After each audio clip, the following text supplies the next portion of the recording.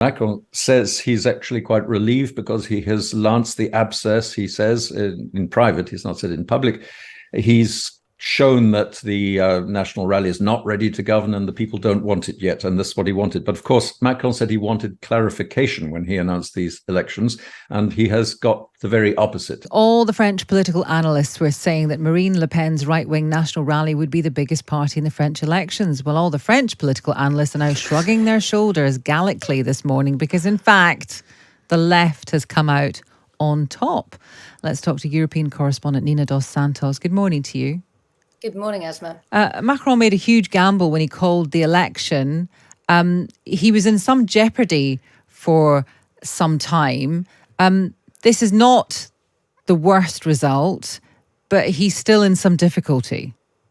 Yeah, I think that's a very good summing up of the situation, Asma. And France, by the way, is in some difficulty and likely to remain so for the next weeks or months, as these three parties that managed to block the far right from coming to power, but essentially divided up the number of seats among themselves. And when they did so, what it means, apologies, I think that's Times Radio calling me, actually, at the same time, Asma. Lovely being so popular. Absolutely. We want you on in stereo.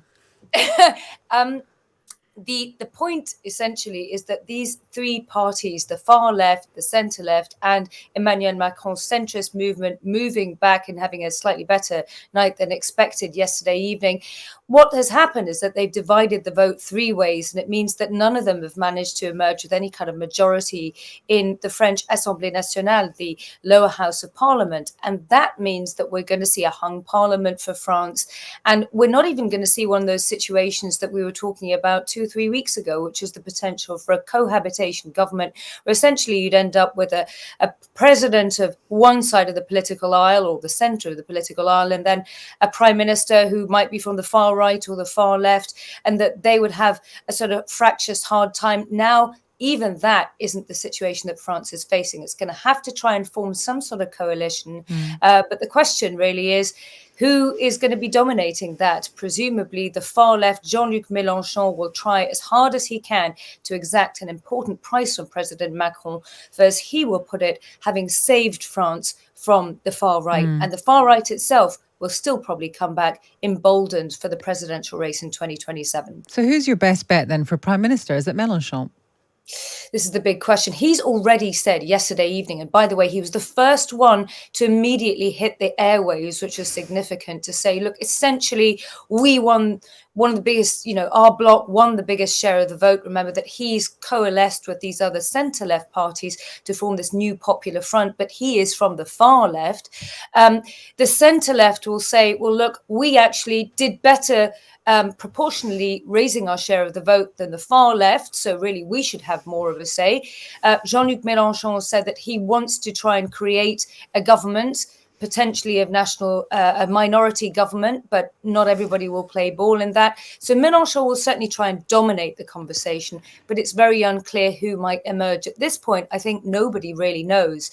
And it's a big problem, not just for France, it's a problem for the rest of Europe as well. You're already seeing yesterday evening Donald Tusk, the centre-right Prime Minister of Poland, who wrested his country back from the clutches of the far right when they'd become really entrenched. He essentially said, look, Moscow will be disappointed, Kyiv will be happy, and this is a result that Warsaw can live with. We also saw members of Olaf Scholz's own party saying, look, even in Germany and Brussels, they are breathing a sigh of relief that the far right, big Eurosceptic far right, didn't manage to get into power here in such a consequential part of the EU. But it's still very, very unclear who's going to be able to govern from here on. Remember that they can call more snap elections in a year to come. Oh, gosh. But again, the National Rally did still manage to gain more seats. So they will presumably use any future opportunity to do that as we head towards the presidential race in 3 years' time.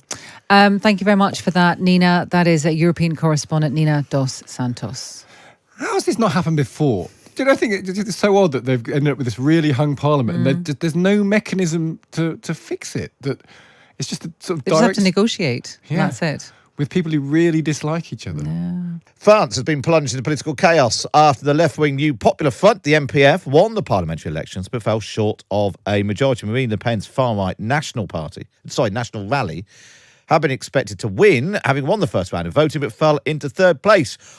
All of which means the country has no prime minister and it's about to host the Olympics in a fortnight. Charles Bremner is our man in Paris and joins us now. Charles, first of all, your reaction when that exit poll came out to show just what a turnaround there'd been for National Rally? It was pretty much of a surprise, but we had speculated about that happening, hours before. It was always on the cards, although everybody had focused, of course, on the threat of the bogeyman, the National Rally, the far right or hard right taking power. And so what happens now? Because it is the case, isn't it, that National Rally got the highest percentage of the votes, but they're in third place when it comes to seats. We're well aware how this works because it's the similar things happened in the Westminster elections. What happens now? Because France does need a prime minister. Well, France is in a position it has not been in since 1958. In fact, when they created this republic to bring stability, parliamentary stability under General de Gaulle, there is going to be a lot of jockeying around, maneuvering. President Macron is off to a NATO summit. He's not going to do anything until then, except perhaps appoint Gabriel Attal, his current prime minister, to carry on as a caretaker. Macron says he wants to see how everything decants, how everything settles down with Parliament when it meets next week. What he's hoping for is that some of the left-wing bloc will break away. The more moderate side may break away from the hardline firebrand leader Jean-Luc Mélenchon, who dominates it with his hard left France Unbowed party. This may be wishful thinking. So the morning after the night before with those results coming out, is there a sense that Emmanuel Macron's gamble paid off because he's called National Rally's bluff and they haven't ended up in charge? Or has he just made his life even more complicated? He could have just had those European Parliament elections, National Rally had done well, and then he could have just carried on in the situation he was before. Yes, that is what everybody, just about everybody except Macron himself, thinks he should have done. Macron says he's actually quite relieved because he has lanced the abscess, he says, in private. He's not said it in public.